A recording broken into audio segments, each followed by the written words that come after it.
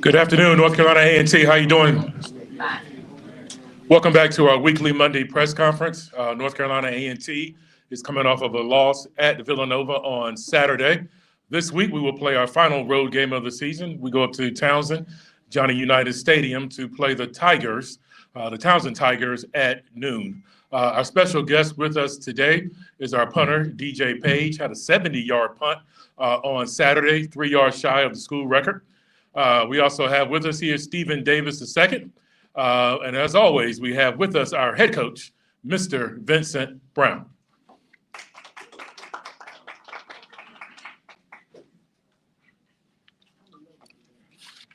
Aggie Pride. So, I'd like to begin just share a couple of things with you, some of which I shared with our team Saturday and during yesterday's team meeting. Before I get to that, though, so team, a group of people who perform an interdependent task to work toward accomplishing a common goal or mission. I think oftentimes people look at the interlocking A&T and the helmet, and they only see that portion of what is on display on Saturday.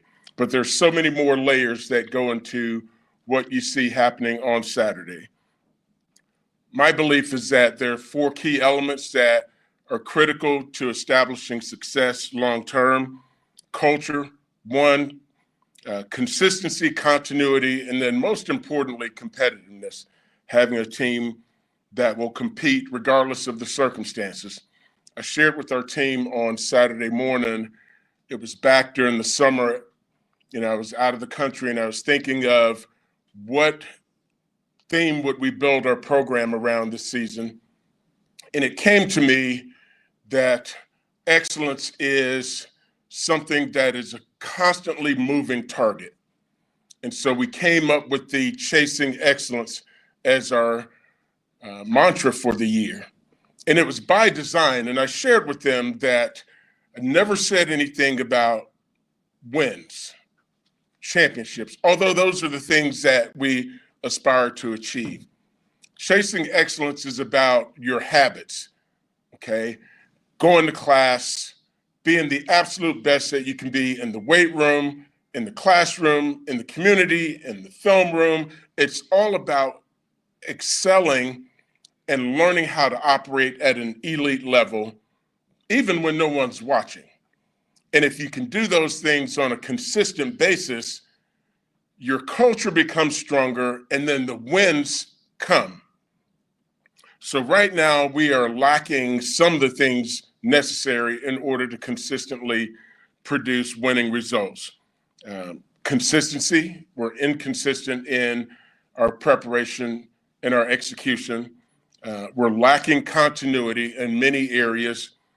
I do believe that our culture is sound and that our team goes out each and every week with the mindset that they can win each game.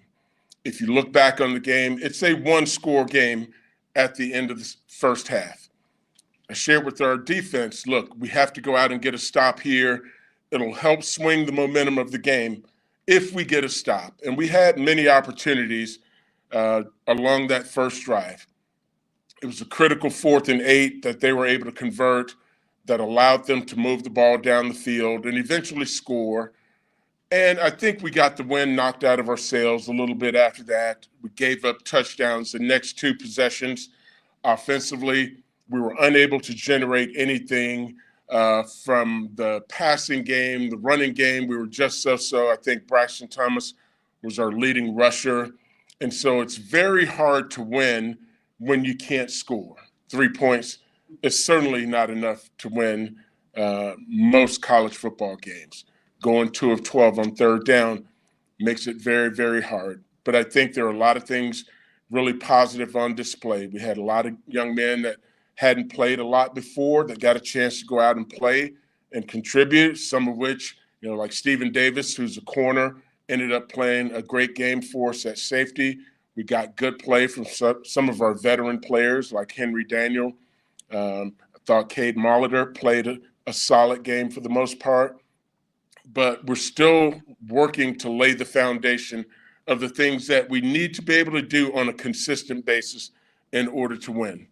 I also shared with our team yesterday that we have played a very strong schedule, and that if the way we played against the number 11 team in the country on Saturday, the first half, is any indication of what our abilities are when we're at full strength, when everyone is fully bought in and locked in, we're really not that far away. And it may look like it when you look at a schedule that says or a record that says you're 1-9, but if you look at some of the games that we've been in and the competitiveness that our kids have displayed, I think we played 5 or 6 teams that throughout the course of this year have been ranked in the AFCA top 25, and several of which are still ranked in the top 10 teams in the country. So making sure our kids understand that the lessons that we're learning along the way will pay dividends for us down the road. Now on to Towson. Very talented team, very well-coached team. They have a very good system, scheme. They know what they're doing on both sides of the ball. They have talented playmakers on offense. They got a big-time receiver that makes plays. Their tight end, Carter Runyon, is probably one of the best receiving tight ends in FCS football. The quarterback is efficient with the ball. They have 2 running backs that are averaging over 6 yards a carry. Very, very tough. Defensively, they operate out of a 3-down front almost exclusively. They bring a number of different pressures, try to get you off schedule. They play a lot of different people up front on the defensive line. They have one of the better pass rushers. Defensive end has 6 sacks. They got a linebacker that's in the top 8 or 9 in the conference in tackles. I think they're 4th in the conference in sacks. So they do a really nice job. But as I've shared with our team all season long, it's about us. It's not about them. And we just have to go out and prepare. And as we talked about each and every week, the beautiful thing about this thing is that we get to play again. And so we're excited about the opportunity to play this coming Saturday at Towson. With that, I'll open the floor for any questions. Coach, you have a similar record as last year. Do you see any difference from this year than from last year? I do. I mean, when in the grand scheme of things, when you look at the record, it says there really hasn't been any improvement. But if you look at some key categories offensively, we have improved. The problem is we haven't improved in points. And that's the one thing that matters the most. A lot of different pieces have been in and out of the lineup, a lot of different faces. I was on the CAA media call a little while ago and listening to the various coaches come on and talk about their teams and the number of players that have been together for the last 3 or 4 years playing together, which has allowed them to achieve some of the success that they're experiencing. And so we're not there yet. We're hopeful that we'll continue to lay the foundation so that our young kids, and I shared this with them yesterday, that the sacrifices and the learning lessons that they are going through right now will pay dividends for them down the road. Coach, have you identified just what is, I guess, the bugaboo with the third quarter? It seems like when you're so close at halftime and then things kind of fall apart at the beginning of the third quarter. Yeah, it's 2 things. Our inability to move the ball down the field and score offensively has been our Achilles heel all season. And then our inability when the moment comes defensively to make the play in critical situations. And as I alluded to a little while ago, you get a team in 4th and 8, you feel pretty good about the opportunity to get off the field. And, simple mistake made by a younger player that he'll look back on, we'll all look back on and say, man, can't believe that happened. But, yeah, that's primarily it. inability to consistently move the ball down the field to score. And when the opportunity presents defensively to get off the field, we're unable to make the play in the moment. The passing game, where you only had like this 50 yards, 5 passing, 2 quarterbacks. That's surprising considering, some of the big performances you had earlier in the year. Bobby taking over. Well, what's happened the last couple of weeks is kind of real that. Yeah, I think, part of it is our inability to run the football.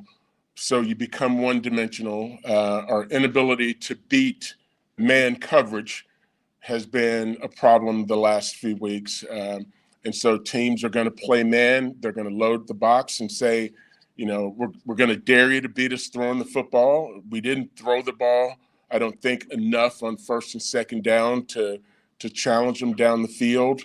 And we kind of fell right into their hands. I'm sorry, when you say that, is that kind of like saying you want your play caller to be more aggressive early on? Or? I think as we build things out, we look at the strengths of the opponent. And we always build our scouting reports about the who and what. Who are they and what do they excel at? And then we build everything around how to take advantage of the weaknesses of what they do. And so collectively, we have to do a better job of taking advantage of those weaknesses because every team has them, and some of the times, it comes down to the execution. The plays are called, and it's always, and I shared this with the players yesterday, it's always going to be about their ability to execute, not our ability to scheme up the X's and O's. Coach, this season, Towson, one of the best teams in the nation in terms of blocked kicks and blocked punts. I know you've got experience coaching special teams. What have you seen on film in terms of what they bring on those block units and what the keys are going to be in terms of your protection? Yeah, so, every week we focus on protection. We literally used to call it punt protection, okay? And it's all about making sure that you're matching numbers when they overload one side and having answers to when they start stemming and twisting the fronts. And I think Coach Bankins, our special teams coordinator, does a good job. We have our punter here, DJ, who does an excellent job. Part of it is all about operation and getting the ball off on time also. Cameron Dalrymple wasn't really a big factor in his game, but he had a really good game against South Carolina State earlier in the season. What was kind of the reason why he didn't play this game? Well, he did play in this game. He just didn't get as many touches as he had been previously. We got a couple of players back this week who had been out the last few weeks, and Daniel Coles and Jalen Hicks. And, with the way that Shamik had played previously, we wanted to find a way to try to get Daniel integrated back into the game plan, he and Shamik. And so, Cam has done a really nice job for us, especially in protection and knowing what to do. And he's a major factor in the kicking game. And so, as we build this thing out, we want to have a staple of backs that we feel confident can go in the game week in and week out and not have to lean on one player over the others. Coach, you said you feel that you're really not that far away, as indicated by playing with some of the better teams for portions of the game. So give us an idea of what you could consider the positives. I know that most people look at the record and say one and whatever. Yeah. You're not making a lot of progress. But what would be the indications you think? What are the greatest indications of progress with the team? I think the fact that our kids are still competing in spite of all the negative things that have happened this season. And when you couple this season with last season, it would be very easy for our kids to pack it in. You look at our performance at Richmond, who's now ranked number 9 or whatever in the country. And again, going on the road to a very number 7, okay. Going on the road to a very, very talented Villanova team. And literally with a lot of different faces now, if you do some deep dive into who went to Philadelphia this weekend, you'll see what I'm talking about. A lot of different faces played in the game, and we just find a way for whomever's available to try to put them in the game and give them the best opportunities to succeed. So in other words, 31-3 score or 45-7 score is actually positives that you take from that in terms of it could have been a lot worse. And it would have been a lot better had you had a full complement of players. Is that the kind of mentality? Well, not necessarily. We don't ever want to go out and give up 45 points, 50 points, 35 points, regardless of who we have. We're never going to go out and concede those things. But when you have lack of continuity, those are some of the byproducts of what happens on Saturday. And as we continue to build this out, where we have a staple enough of players and coaches that are putting the players in the right position to take advantage of their God-given talents, I wholeheartedly know that we'll improve. How could you evaluate Braxton Thomas' play on Saturday? Braxton was up and down. I think he showed flashes of the ability to add an element running with the football. There's some decision-making in the passing game that he's got to improve on. But I think he's got a very bright future here, and we just have to make sure we continue to work with him and develop him down the road. How's KJ White's, rehab? What's the situation? Yeah, so Kevin is still in a sling. He'll be in a sling for another month or so before he starts any kind of real rehab. And then we're hoping hopefully we'll have him back by some point during the spring. In terms of that quarterback and running back position, I know we've seen, multiple faces in there. In terms of this game, what is going to be the decision on who starts and how playing time will be distributed? Yeah, so, we look at practice and, we're going to play Braxton. We're going to play Braxton. We're going to play Justin, both. And so who starts will be a decision we'll make after the week of practice on Thursday. But they'll both play. So just make sure I go through from last week. If Braxton plays this upcoming week, he will not be able to play next week? We'll make a decision on whether he's going to redshirt or not this week. Okay. As far as the crazy amount of injuries that you've experienced this year, it seems to me unprecedented, but you might have a different take. But based on that, does it make you kind of rethink some of your philosophies on just defensive conditioning and injury prevention? Yeah, so, my philosophies on strength and conditioning are pushing heavy weight often, getting your body physically prepared to do the things that you're going to ask it to do throughout the course of the season. As I mentioned earlier, what we see on Saturdays isn't just what we see on Saturdays. It's the sum total of everything that goes into the program: nutrition, strength, conditioning, academics. All of those things become a factor in what is on display on Saturday. And so we are constantly looking at evaluating how do we eliminate what is happening this year? How do we improve every aspect of our program, whether it be strength, conditioning, nutrition, play calling? We're constantly striving to get better at everything that we're doing to give our players the best chance to succeed here. So do you feel that there might be an issue with nutrition and strength conditioning that could have contributed to some of these injuries? I think, if you just look at where we are, there are a lot of things that we need to get improvement on. There's a lot of areas, and, we just got to get better. And so not specifically saying the strength program, the nutrition program, because those things have been areas that we've been focused on, especially the nutrition piece, making sure that as we track the body composition, the weight gain or loss throughout the course of the season, we know whether we're trending in the right direction or not. All right, I'm not gonna let him answer all the questions. When you start talking about improving, you know, when you took this job and you evaluated the team, you said you thought you had the talent here to compete in the CAA. Okay. 2 years in, does there need to be a talent upgrade? And not that you're always looking for a talent upgrade, I understand that. But I mean, do you think that what you have now, you need more quote unquote talent? Here's the reality of college football and recruiting. You're always trying to recruit better. You're always trying to recruit, whether it's here at A&T, Georgia, Alabama, you're always trying to recruit better players.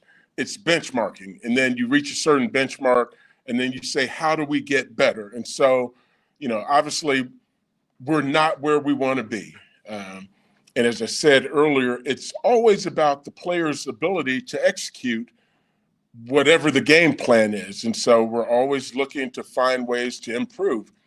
Recruiting is the lifeblood of the program. And so we're going to go out and we're going to try to find the kids that we believe have the skill set that will allow us to compete at an extremely high level. Do you have a progress report in terms of how that's going now? Have you got a Travis Hunter you ready to sign?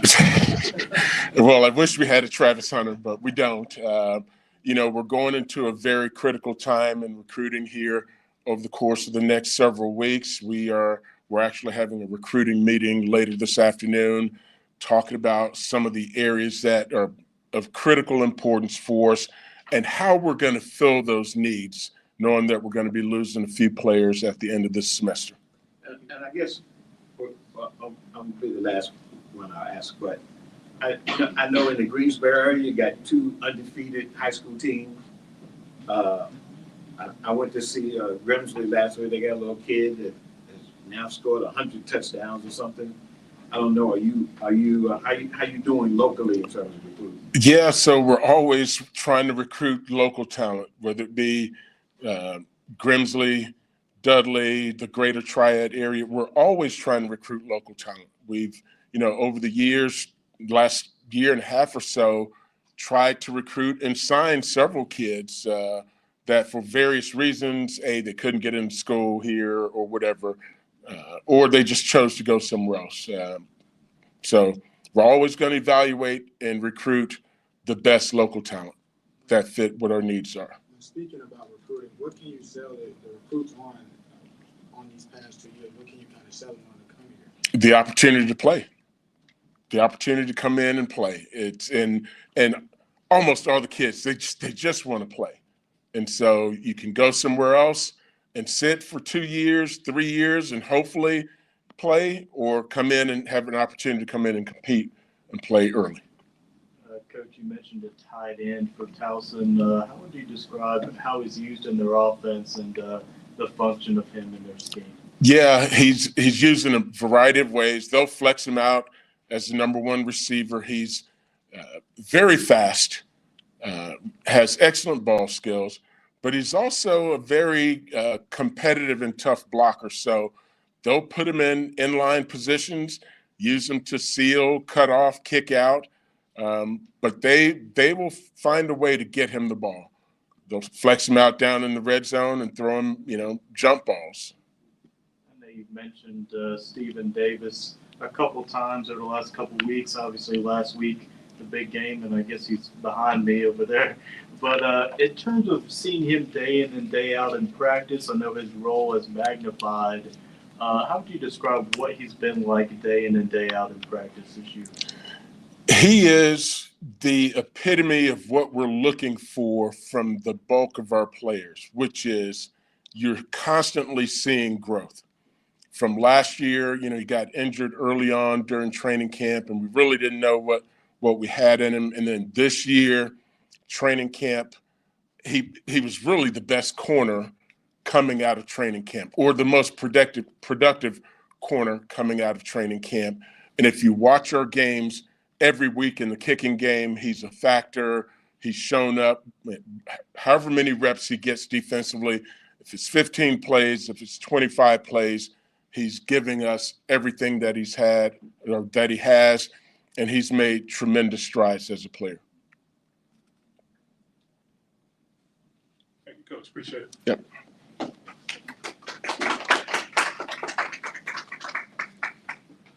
All right. Since his name was mentioned, we're going to go ahead and bring him up. Defensive back Stephen Davis. Know his name sounds familiar in this area. Stephen will give us his full name, hometown, and major, and then the floor is open for questions. Stephen.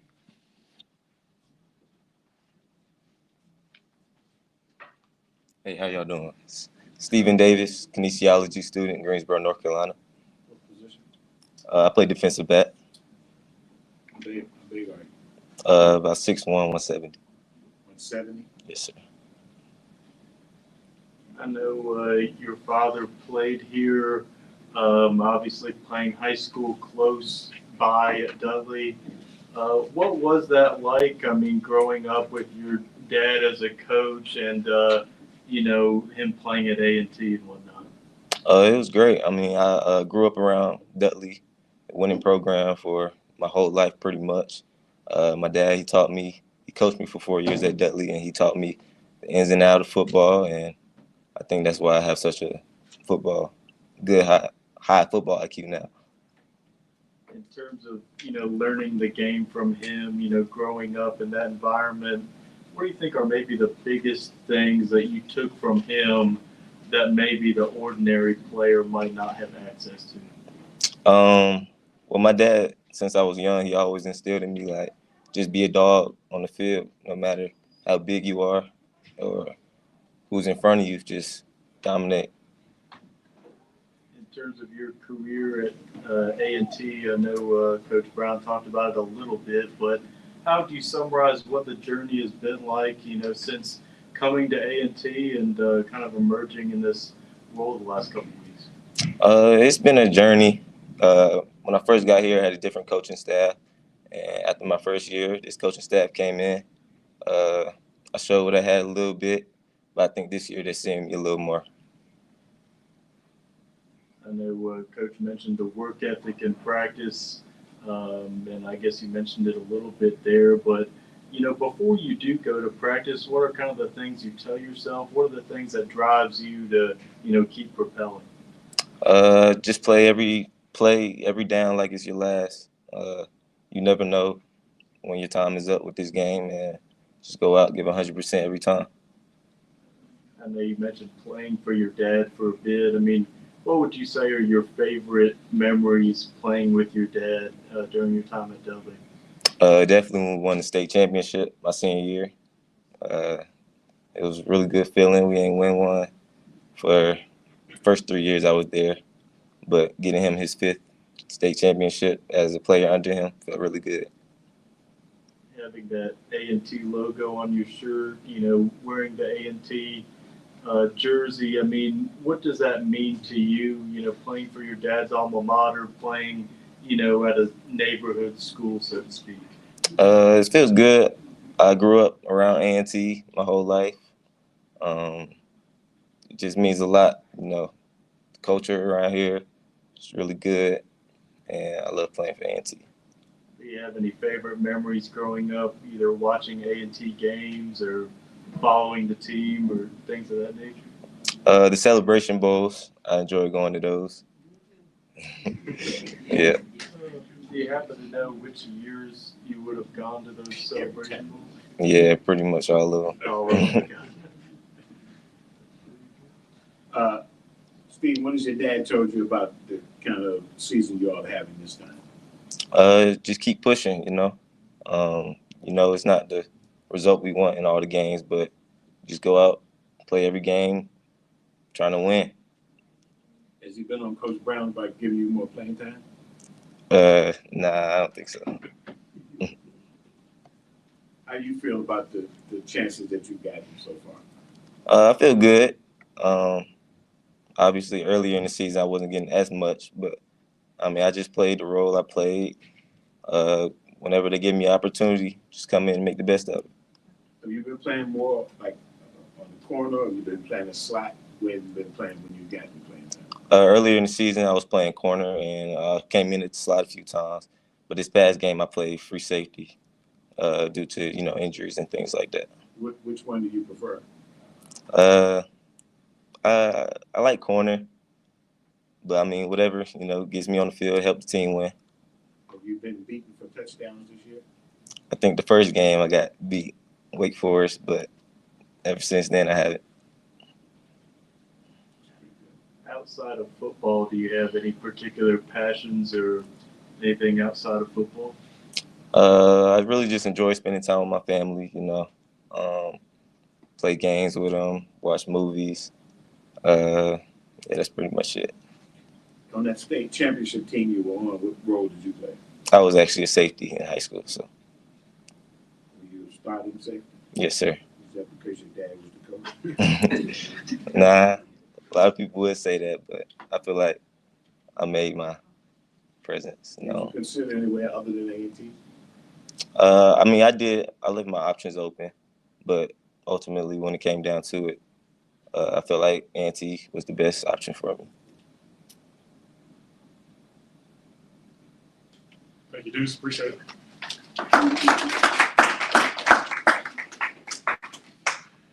Finally, we're going to bring up our punter, Mr. DJ Page. He'll do the same, hometown major, and then the floor is open for questions. DJ? Hey guys, I'm from Tampa, Florida. My name is DJ Page, and I'm majoring in construction management. Looks like it could be a big week for special teams. Towson been getting after it in terms of the punt block unit. What are the things you've seen on film so far, and what you look to do from that punt unit standpoint? Yeah, so they bring a good rush, obviously. So our game plan is kind of the same blocking, and we'll kind of go from there. For me, it's all about operation time, like Coach Brown said. So it's hand to foot time, and we'll go from there. I trust my snap comes back fast, and we'll go from there. I know Tampa, a pretty rich football area. Yeah. Just what was that like playing in that area and growing up in that Tampa area? It's amazing. I started out as a soccer player and transitioned into football, and the difference between the two is it's a big difference. So I definitely enjoyed it. The presence of the fans and how the team took me in was definitely a big difference for me. So in terms of the transition from being soccer player to punter, just what were the steps in terms of learning how to punt from a football perspective, and how you grew as a player? It was the big thing for me at first was flexibility. I was not flexible at all. I'm coming out of soccer, and then changed into that. So that was definitely the big difference. Punting in soccer and punting in football is a big difference. So that was a big transition for me.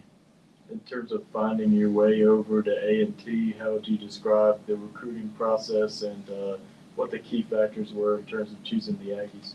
Yeah, so I came in here on my visit, and Coach Coach Brown made me feel very welcome here.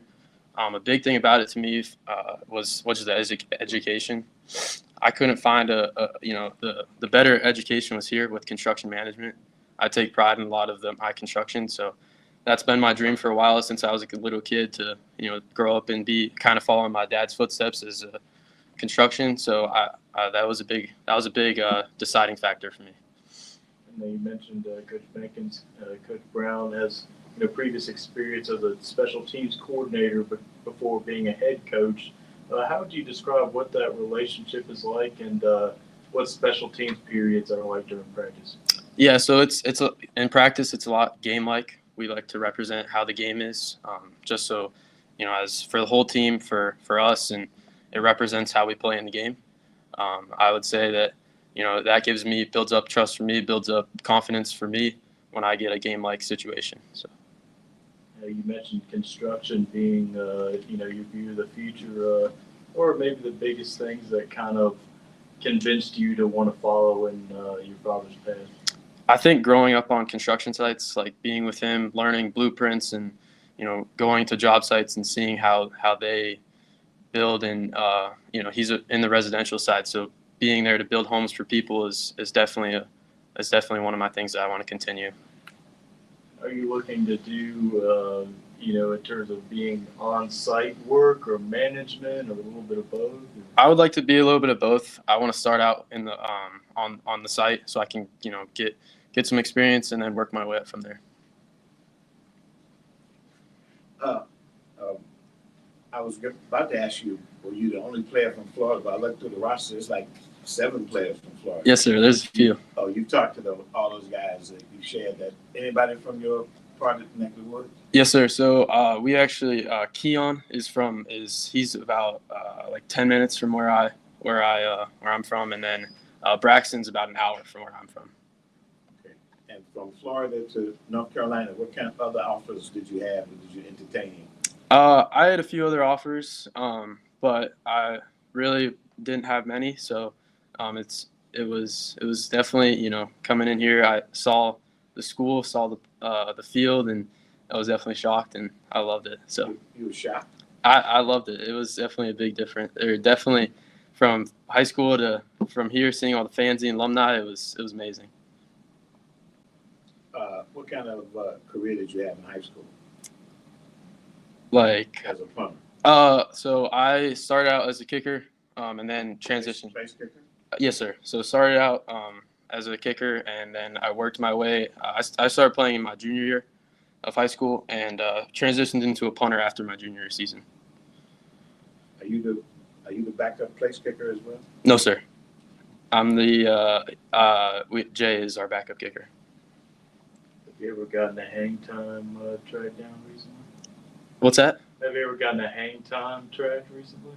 Hang time? Have you measured How high? Oh, yeah. So, I mean, how long it stays in here. So. I like to. I mean, if I like to keep a distance for games, distance is a big factor. Flipping the field, but hang time, that makes the ball look cool. So putting it up in the air is pretty fun. But I would like my biggest ball I've hit's with the 5-second hang. So what's your best punt this year? I would say the 70-yarder I just hit. What was it? Is there something special about that one that how you hit it, or did you know it when you left your foot? Yeah. So going out on the field before the punt, I knew I had wind in the back. I knew we kind of threw them off by transitioning to the other side of the field instead of going down what we normally do. So wind in the back and just tee up and let the ball fly. Thank you, DJ. Appreciate it.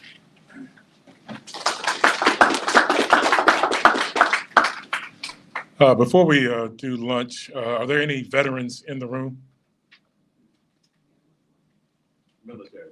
Military, yes. We got one. All right. Got two. Just want to give you a round of applause for your service and happy Veterans Day to you. Now we'll transition to lunch and then we'll do our radio show. Thank you.